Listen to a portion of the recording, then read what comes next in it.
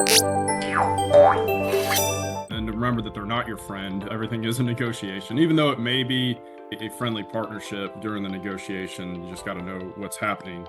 But never, ever, take that first LOI without a bidding war. In private equity, they hate to lose to each other, these funds. And a bidding war will happen and the egos kick in. And it's a wonderful thing if you're the seller. Run your company like you're going to sell it someday. And it will transfer someday, whether it's your choice or after your passing or whatever. So should always be ready for that. Maui Mastermind presents the Business Coach Podcast, answering your questions and providing real actionable insights for building a better, stronger, more profitable business without sacrificing your time, life, or freedom anymore.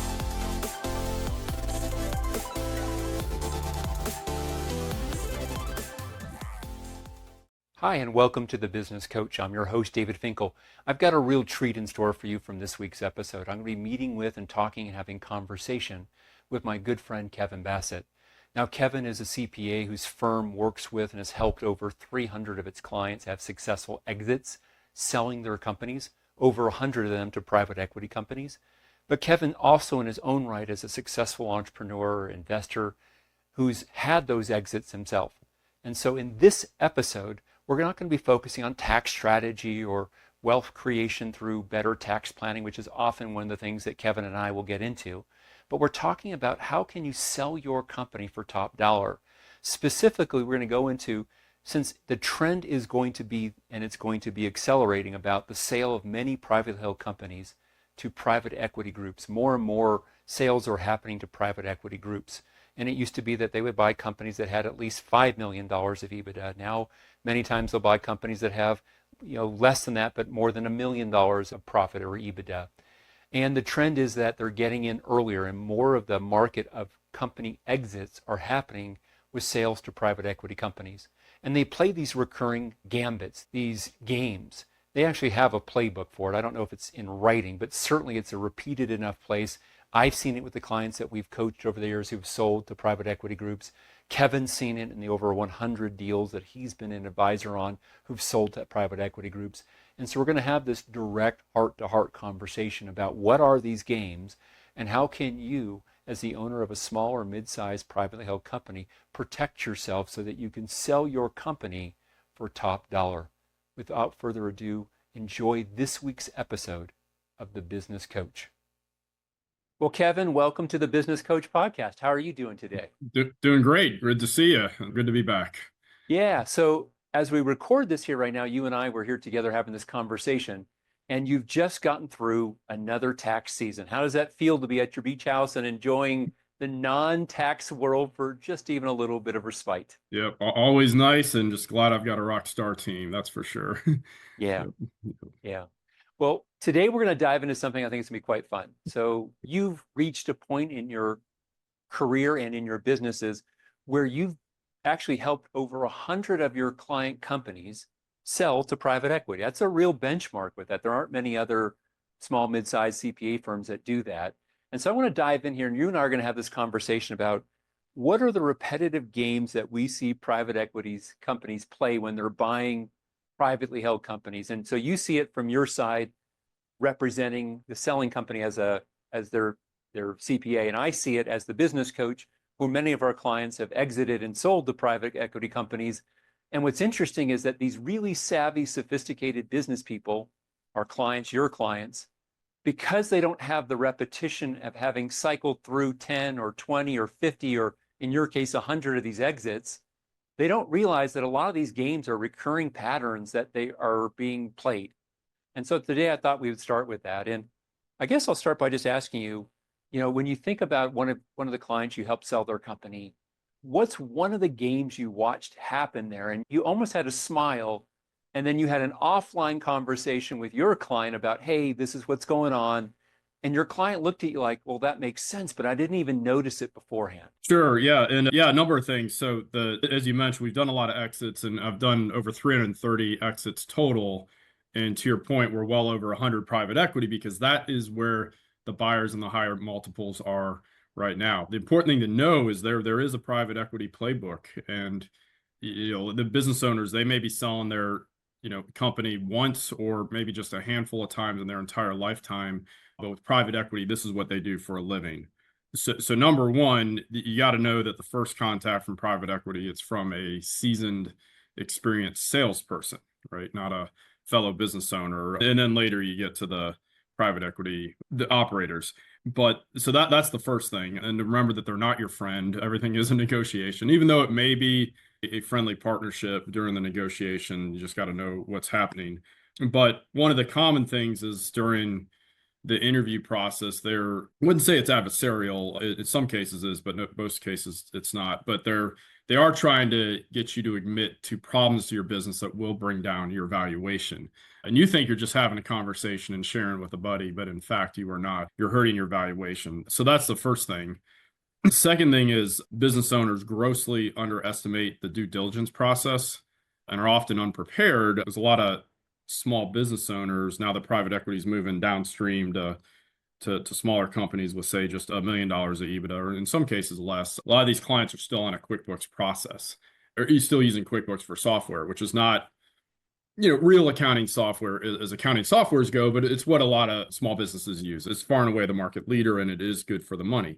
However, you just don't have your financial systems in place the way a more sophisticated company would. And it's highly, highly, highly unlikely that your accounting methods are anywhere close to real GAAP.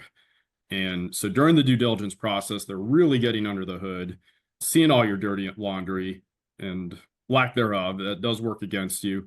And additionally, you're going to go through something called a quality of earnings report, which is going to recast these numbers in more of a GAAP format. And that's kind of a humbling experience for a lot of business owners. But to your point, one of the funniest things I've seen is business owners get an LOI and they think it's okay to go on vacation. And they don't realize that the real work is yet to begin. So that's not good. And I got one more gotcha at the end when we get to it. Yeah, we'll stay with these for a moment here. So I want to come back to the opening scenes of this playbook. I'm going to come after that to the due diligence process. And I want to talk about the quality of earnings and some of the games they play when they recast financials, which happen time and time again. But just even on the opening, it's interesting. One of the things I notice with coaching clients is what they expect when the buyer comes in is they're thinking that maybe like this person's going to come in and hammer them over the head. In the abstract, what they think is the person's going to come in and tell them about how their business is horrible and why the price needs to be lower. But yet, private equity buyers are smart. They come in and they start off to get to exclusivity with a very high number that that it's based on certain assumptions that they've never verified, but they will change that later on. So I'm thinking, I've got a client of ours they came in at a $40 million valuation. It's actually a little bit slightly higher than that. And I laughed. He and I talked about it. I said, when we get further on, I'm pretty sure that this number is going to change. So don't anchor in on that. But what the temptation they're trying to get to, their goal is two things I see. They want to get you to bite the hook. Yes, I'm serious about this because they've triggered like this. Oh my gosh, someone thinks my business is worth 40 million. And then the second thing they try to do is they try to get the hook to set so that you're in an exclusive conversation just with them versus shopping the offer. Do you notice that too? And what are your what do you tell your clients? And exactly. So probably one of the most common mistakes I see is one, jumping at the first and sometimes only offer. And secondly, that's exclusivity. So if you went in an advanced method and got an investment banker, number one, the investment banker, they do really three major things. They clean you up, they run due diligence before you ahead of time, clean you up and get you ready for sale. Second big thing is through their network, they cast it out and come back with multiple LOIs, right? The entire strategy is to not be exclusive, but to create a bidding war. And then the third thing is they help you negotiate the best fit. And that's why in most cases, I would say a true investment banker, not a broker, but a true investment banker is worth their weight in gold. Yet what I often see, if I had $1 for every time that a client, and we ask our clients in our CFO program every year, right? Where are you at on the holding versus selling thing? And, and many times, sometimes they say they're ready, but many times like, no, going to go several more years, got gas in the tank, going to wait to the next market cycle. And that's important because we're making decisions based on that and tax planning based on that. And then lo and behold, I get an email with a signed LOI, right? Literally the first person in fourth grade to give you a Valentine's, you're marrying, right? And it's a lifetime, literally can be a lifetime mistake with the dollars you leave on the table, let alone whether or not it's a good fit. So exclusivity is insane. So the whole idea is to get multiple LOIs competing against each other before you sign anything. And then you can have a very limited exclusivity period for due diligence. Yeah, and this is important, just as you say, let's build on this here, right? I mean, of course, at some point, no buyer, private equity or otherwise, is going to do all their final deep due diligence steps unless they actually know that you are going to sell and that you've met the major terms and conditions in a purchase and sales agreement of some sort. Of course not. Yep. But your comment, I love this example you gave of the fourth grade Valentine. The private equity company gives you a Valentine, says, I love you, Mr. Business Owner. And now we say, okay, let's get married, versus this is the stage when they come to you and they say, well, gosh, the LOI asks for exclusivity. David, Kevin, what do I do? Well, you have a couple thoughts. One is you cross off that line and initial it. Number two is say, hey, I'm very open to this part where, I'm in conversations with some other companies, right, with that part. And then third is, if they really push hard with it, I've seen some of them bluff that says, well, we don't do competitive situations, which is BS, right? You and I both know that if they want your company, then just say, I'm sorry, right? And see what they do. Yeah. That's right. Because you can look, you could say to them, look, are you saying that we're both going to be exclusive? Because that seems strange to me. Aren't you talking to other companies about buying? Right. Exactly. So, right. Yeah. And nuts. If you're already, just have it in your mind that you're all, if you're serious about selling, that you're always talking to someone and you say, I am already in conversations with someone else about selling the company. Therefore, I cannot sign an exclusivity because I'm already not. Right. And that's huge. But never, ever, take that first LOI without a bidding war. In private equity, they hate to lose to each other, these funds, and a bidding war will happen and the egos kick in. And it's a wonderful thing if you're the seller. If you're serious, although I should have started with a big mistake is a business owner selling before either the business owner isn't ready or the company is not ready. And both of those are big mistakes. Tell me more about those two. Let's hear that, because I think that's really valuable. I know in the past you and I've had conversations about it. I'll come back to due diligence process and sharing of information later. But if you would, what do you mean by the business owner not being ready? And what do you mean by the business? And why are they different? Yep, two very different things. So the business owner is where the business owner is mentally, right? We're founders, right? We signed the front of paychecks, not the back of paychecks. We are, on our own with the freedom for a reason, right? There's a reason we don't work for somebody else. And therefore it becomes a passion, good or bad or indifferent, it is a fact. And so a business owner who's not mentally ready to sell, number one, they may get lured into it. And I hear it all the time. It's like, I was like, hey, you're going to hate working for somebody else, even if it's just a short earn-out period. And then I always hear it goes like this. They say no 3 times. They go, no, no, no, no, no. These guys are great. These guys are different, right? And of course they are, right? And they're not.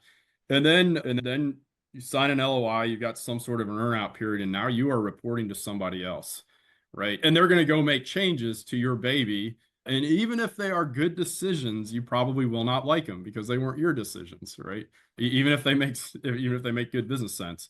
And so then, the data is pretty brutal on this. The 3Ds kick in, right? Depression, often sometimes divorce, and then death, right? A health thing can happen if the business owner is not mentally ready.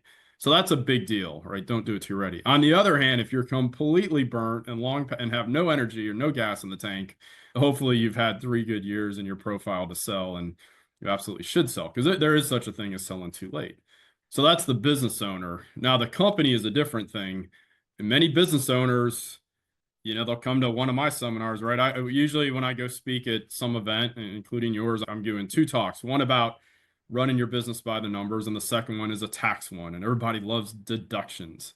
And they're taking mine or someone else's worksheet, and they're pre-tax and their lifestyle is what we call it. And they're getting legal business deductions that they're running through the business.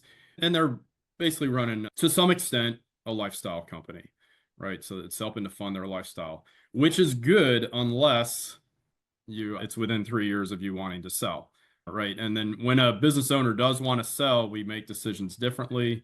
on the tax planning, run things a lot cleaner, a lot less worried about deductions, write-offs, and more interested in write-ons, because it's all about good top line and, even more importantly, good, clean EBITDA, right? So the business has to be ready, and you need 3 good years, and you need to be ready for due diligence. Yeah, and it's not like we don't have to, it's not like we have to sacrifice the deductions that we were taking. We just need to, shift them either to another entity that is under, below the line of the profit, operating profit, where it shows as a, a management company or something, or we still can take them, but we want to do it in a fashion wherein, hey, we might have saved, maybe we wrote off $100,000 to the business of legitimate business expenses that we got personal gain for. Well, if we're selling on a 10x, 10 times EBITDA, that's $1 million that $100,000 of deduction, which gave us what, 30, 35,000, $40,000 of actual savings. I mean, that doesn't seem like a good ROI. So we have to redo that there. Maybe we can talk about that a little bit, because I know that's yeah. something And to your point, the ROI, right? So you've got folks making bad decisions on trying to spend down their profit, which is a horrible tax strategy, in my opinion, because you're getting 30, 40 cents on the dollar in savings, depending on your effective tax rate. And it could mess you up, it could cost you 8x, right? So instead of saving 40 cents on the dollar, you're losing 800 cents on the dollar permanently. And that 40 cents on the dollar, by the way, is temporary, right? It's a timing difference. You're doing the year-end spend down. So the year-end spend down is a horrible strategy when you're looking to sell. And just buying stuff for the sake of buying stuff, in my opinion, is a horrible strategy anytime, as long as our tax rates in the U.S. remain under 100%, which they currently are. Right. You brought up earlier about how, a lot of times a business owner makes admissions about their business when they're just hanging out with their buddy. So what I find that this happens in that conversation is, it's not the initial part. They come in and you're beautiful, your business is beautiful, here's your Valentine's Day's card. But somewhere soon thereafter, having a meal together, or informally, before you start talking business, you informally are talking business. And all of a sudden, you don't realize you've made conversation about struggles or challenges, or some of the spaces in the business that are less than attractive. Do you notice that as well? Oh, 100%. And I have this a lot with businesses, right? And business owners, entrepreneurs is who I love to hang out with. And sure, at cocktail hour, we might talk big games, but mostly they're good, humble people working hard. And I have a longtime client with an engineering firm, and we were talking. Number one, he was not profiled and ready, and I've been telling him that for years. But he got his first Valentine, and started talks with a larger firm to buy him out. And he just starts talking old folksy, as he likes to do. I'm over here in North Carolina, so he's a good Southern guy. And he started talking about all the horrible things that were going on. And look, man, I could have done this, could have done that. And he killed the deal in 1 hour, right? Just because he just was too honest, right? But admittedly, his company was not ready, right? So it would have come up eventually, probably. So now let's jump over to due diligence, which, no one really enjoys, but I think there's something you alluded to earlier, which makes due diligence less painful. It's the equivalent of, do you want to have to, like, for example, spell a difficult word on stage in front of 1,000 people, or would you rather do it in private, where if you don't get it right, you can look up the answer, learn the word, then do it on stage? So you talked about doing due diligence early, and that was interesting. You talked about how investment bankers, one of their prime things that they do as a value add is this preparation for the sale. And you'll see that with some other sale advisors. Often it's not the business broker. They don't have the sophistication for that. But right. Talk about, what does it look like for due diligence? Give us a taste of this lovely, wonderful, fun proctologist examination. Yeah, absolutely. And due diligence is a big deal. And to be clear, it is as invasive, or in some ways more invasive, than an IRS audit. And the reason I say that is it covers more than just financial. So that's why some people think it's tougher. But they usually go in a number of areas. Number one, of course, is financial due diligence, where they're digging into the books. And they're really going to go in and scrub them and then run you. The trend we see now overwhelmingly of deals of almost all sizes is quality of earning reports. Now, admittedly, our client base is primarily exclusive to $1 million and above in EBITDA. So that's the space we're in. That said, private equity, some funds are buying companies as small as 500,000-600,000 in EBITDA. Not many, but some are. But for the most part, it's $1 million and above. And what we're seeing in all those deals now is quality of earnings reports. where, as I mentioned before, they're recasting these numbers. They're looking at the last 36 months, but a primary focus on the trailing 12 months. And they're going to break it into monthly GAAP income. And the big thing to remember, if you just know one thing with private equity, is they are looking for a quality monthly ATM machine. They're wanting something that crushes not just, paper profit, but actual cash flow profit on a monthly basis. And that's what they're trying to figure out. And then quality earnings reports will look in at things like customer concentration, right? Making sure you don't, your income's not, more than 10% from one customer. Occasionally we'll see that, and we see, deals actually die on that. And if all your customers are 5% or less, you're in really good shape. So they'll come in and do that, and then recast one-time items, and then try to get clear on owner-specific items and get those below the line, which we try to do with our clients beforehand. So that's on the financial side. They're also going to do tax due diligence. Are you compliant? Did you file in every state that you are supposed to, right? This is a zinger that gets some deals. Have you, done all your sales tax and property taxes and unclaimed properties? So tax due diligence, even on an asset deal, can be pretty specific. And they'll also go into legal and HR. Yeah. And so as I hear you say that and looking at it, it's interesting. Some of the games that happen in there, this is often where a lot of the concessions are just assumed by them that they're going to happen. For example, when income gets restated, when profit gets restated, to their mind, that's not like they're renegotiated anything. They play it as if, well, we've agreed on this already. We agreed on the formula. It's not me. It's just simple math. You can't argue. Right. 2 + 2 = 4. And so just defining a couple terms that you use, Kevin.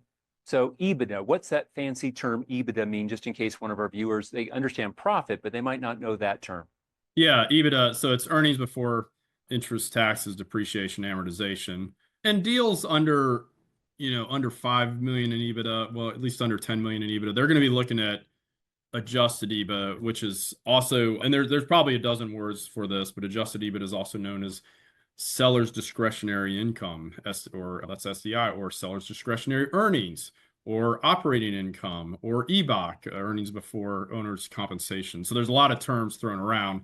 They're getting back to the same thing, though. How much profit are they going to be taking over, right? That isn't remaining with the seller, but how much, what of that ATM machine are they taking over, and dialing in on that number. So your net taxable income is going to be a lower number, but it's already deducted the owner's wages and any other the cool tax things we've done, your vehicle. And, a lot of our clients are, since they're above $1 million, they're in a hybrid tax structure. They're, shifting taxable income to other entities. They may have the kids on the payroll, et cetera, et cetera. Those will get carved out. And because of that, when we are working with our clients, and if we're doing the books or if they're in our CFO program, we're already setting up their P&L to put all that below the line. So we know exactly what the operating income is, or at least our version of it going into it. That's right. And when you say this, let me just restate it here, for anyone that's in our audience today, what Kevin's talking about, P&L, you look at it, you've got, here's my income, here's my cost of goods sold, my gross profit. Now I've got my expenses, and what I'm left with after that is going to be my net income, or sometimes someone might refer to it as operating profit. It's my pre-tax profit from the operation of the business. And then below there, though, we can have other income and expense items, is what you're talking about, which would include those owner discretionary expenses that would be, maybe an informal version of compensation. Kids on the payroll would be an example for that, or extraordinary benefits about this or that, or maybe they did the annual meeting, which was a legitimate meeting with minutes, and it was in Hawaii for 2 days spent out of the before, and we did it with this. And so those things become easier to negotiate. I mean, it's interesting, most private equity companies aren't, if it's mixed in, my experience has been that they will be tenacious about not giving into that stuff and asking for something in return. If it's clean where it shows down below, 80% of the battle of that negotiation becomes easier, has been my experience. Do you see the same, or do you see it differently? 100%. Yeah, you're negotiating from a position of strength rather than weakness, right? And because instead of them having to prove otherwise, you're having to prove otherwise, right? And it's a huge difference. So I want to talk about 2 more games that I watch private equity companies run. The first one is, I call it the fatigue game. They string the process out. They tire the other party out. oftentimes the owner takes his or her eye off the operating of the business. So there's some decline, all of which is used in the 11th hour to basically hit the business owner over the head using fear of loss. And they might be in a worse position than they were if they hadn't got into this process. And then now they extract some of the major gains right there at the very concessions at the very end. Do you notice that too? 100%. And remember, that valuation is generally, the trailing 12 months. And if that trailing 12 months is declining, either on top line or EBITDA, it will affect that final valuation. Or in some cases, kill the deal, because one of the biggest known phrases in investing, which is getting talked about a lot today, but in investing and in private equity, is never try to catch a falling knife. So as a business owner, you want to make sure you're never a falling knife, which goes back to what we talked about earlier, is don't sell too late either, right? Sell, accelerate into the curve. So that's a big one. And deal fatigue, right? The longer they string it out, the more time there is for that to happen, and the more likely that you will capitulate, particularly to the final trick that we're saving for the end. Yeah, and the most important defense against that fatigue, and I'll share it with a story. I remember I was negotiating myself on selling a portion of a company that I owned. And I went in there to sit down with the expert that was trying to get myself and the other party to come up with a number and terms. And I entered that negotiation with the mindset of, I had to travel for that meeting. I got my hotel with a longer period of time. I came to that meeting with food and drink. I came in thinking I'm going to plant myself here and be a tree. I'm not going to be the grass that's going to get burned up by the sunlight. I want deep roots here. And so the same thing goes. The best defense that you can have against that 11th hour is make your company more valuable every month that goes by while you're actually negotiating this deal. So if it strings out for 3 months or 4 months or 5 months, if that trend continues to go up, if the deal falls through, you can feel good about going to the private equity company saying, look, we agreed on a price of $40 million, but quite frankly, the company probably now is worth more than that. And we need to adjust upward, or if you don't want to buy it, no problem. I'll go ahead and rerun the process again in a year or two, and I'll sell it for $50 or $60 million, and maybe I'll sell it to you for $60 million because it's going up and it's becoming more valuable. And that's hard because I watch business owners, the way that they deal with selling a company is they almost have to emotionally break up with that Valentine before they are willing to, and so they emotionally check out before they should. Talk about that for a moment. Yeah, And we'll go to the last absolutely. one. And then I can talk about how you can use that against him, but against them. But yeah, the key is you have to have the energy going into this to keep your foot on the gas all the way through the finish and be in a position to walk, right? That's really important, where you do not have to sell. And that's an important thing to remember. If you've got a well-run company that's positioned to sell, it's also great to own. And it's important to know that many deals don't go to the finish line. In fact, with more sophisticated business owners, right, that aren't desperate to sell, a decent percentage don't go through to the first buyer. And again, back to why you want to have multiple LOIs, right? So you do have a true plan B, but you got to keep that energy. They will use deal fatigue and beat it down. And if you're letting your business decline, they should pay you less, right? Because you're not delivering what you guys signed on. But I had a very interesting one. We had a client of mine, longtime client, and he was well north of 5 million. He was probably 7 million in EBITDA, and had a very good offer. Did get multiple offers, thank goodness, multiple LOIs, and made that clear from the beginning. And they were really playing the game aggressively, hammering them down on due diligence, really, really getting rough with it. I'd say one of the rougher ones I'd seen. And finally, he's like, "Hey, I'm making 7 million a year. I've got multiple offers. I'm walking." And he walked, within a week of closing. They came back the next day, and the same thing, right? The financials were improving. So he's like, he goes, "I'm worth more. I'm going to go one of these other ones and sell when I want to." And he also made it clear, he goes, "I don't have to sell," right? And so he walked. The less than 24 hours later, they came back with a increase of $12 million to his offer. So he made more than $12 million in less than 24 hours. And then it went through. So you always be in a position of strength, not weakness. I love that. And as I hear you say that idea that the ability that the business is better, that you could walk not just from a emotional standpoint, but also from a business standpoint, a financial standpoint. And I think that's great. My last question I have for you about games they play, is I want to have us just talk about this one, which has become more and more prevalent in the last, X years, which is this working capital adjustment. Yep.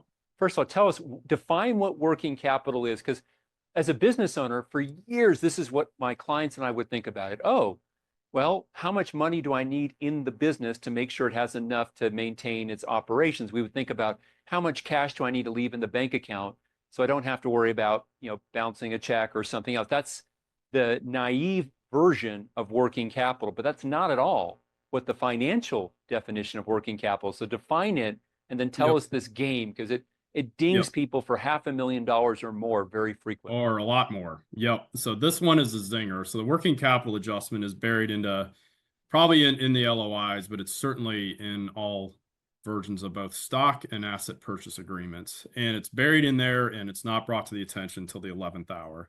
And what it is, it says, hey, you've been running your company with a certain amount of working capital here for the, past year or whatever. And therefore, when you turn this business over that's generating X amount of profit, it needs to have the same amount of working capital in it as when you were running it. You need to turn that over to us. And therefore, we're going to reduce the actual amount paid you at closing by this amount to make sure it's got the right working capital. And so what working capital is, the financial definition is its current assets minus current liabilities. So your current assets are cash, accounts receivable, and inventory. Those are your three main ones. There could be some other small ones, but those are the three. And your current liabilities are accounts payable, credit card liabilities, and could be things like sales tax liabilities, payroll liabilities, etc., and possibly certain types of debt. And so the mistake folks make is they get lazy on their distribution process. And that's, your business accumulates a certain amount of profit. You have to pay yourself, $100,000 or whatever the number is for your S Corp W-2. Then you pre-tax some things. And then folks just leave cash in there where you should be taking it out every month by the end of the month to bring it down. Only leave in the working capital you want. And if you go to, an asset protection webinar, they'll tell you the riskiest place to keep cash in the United States of America is an operating company, right? A business that has vehicles and employees and coffee pots, right? Where you can get hot coffee and get sued, or a vehicle or anything. So that's the first thing. The second thing, if they're lazy on their accounts receivable and aren't collecting it, or get lazy after their LOI, that number can climb. So you don't want your cash too high. You don't want your AR too high. And then if you're a company with inventory, being lazy on your inventory, right? You got to keep that down, keep it turning. Another mistake on smaller ones, bigger companies don't have this, but they may be paying their bills in QuickBooks, but never entering it into accounts payable. Holy cow. So their AP is 0, but their AR and cash is sky high. And by the way, in their AR, they might not be writing down old accounts, right, that they should. So what happens is that that working capital number can be huge. So I was on with a client yesterday. We're about to engage with an investment banker, and his balance sheet changed from the quarter before. Suddenly had an extra $1.2 million in a cash high interest money market account that he decided to put in the business. Well, guess what? That would be $1.2 million he does not get at closing. So we're like, by the end of this month, get it out, right? And his other cash, he'd let it ride. And I go, why aren't you doing your monthly distributions? Oh, I've been busy. So this is a thing that can, in his case, his working capital was over $3 million. And that would come right off his purchase price when it should be less than $1 million. Furthermore, I had one of the craziest stories. I had a guy selling his company. We talked about it. We had a plan, right? Before LOI or anything, we got his working capital down. We were disciplined. He got his LOI and went on vacation. And then over the course of the due diligence period, he let his cash account go up by about $1 million, and he lost it at closing. Unbelievable. So you got to really watch this. And of course it doesn't, come up till right as they're preparing the closing statement, which is basically a day or two before closing. Yeah. And who wants to walk away that late in the game? Yeah.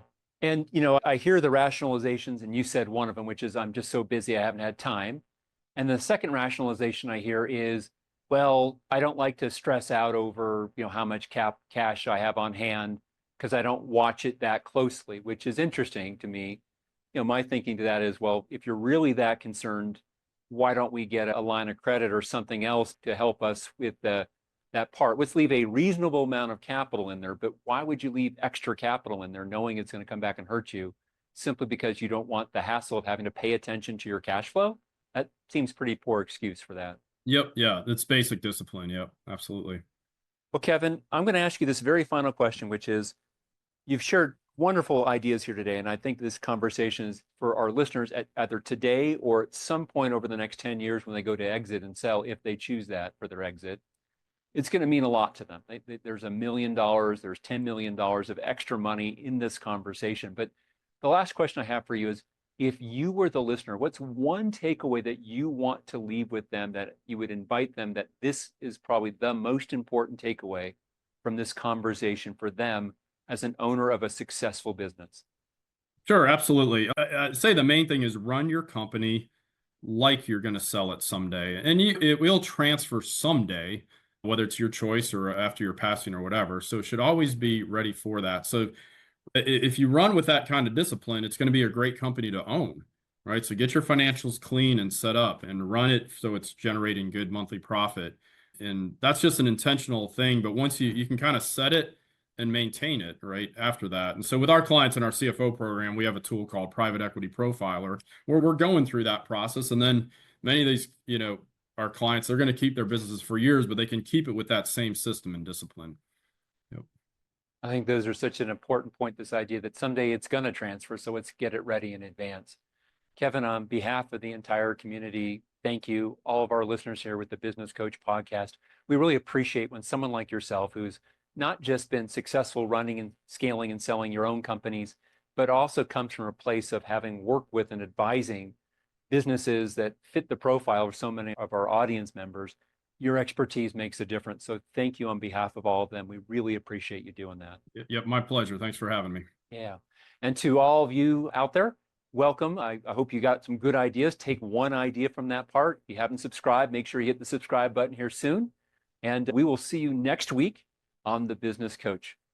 Bye, everybody. Thank you again, Kevin. Thank you.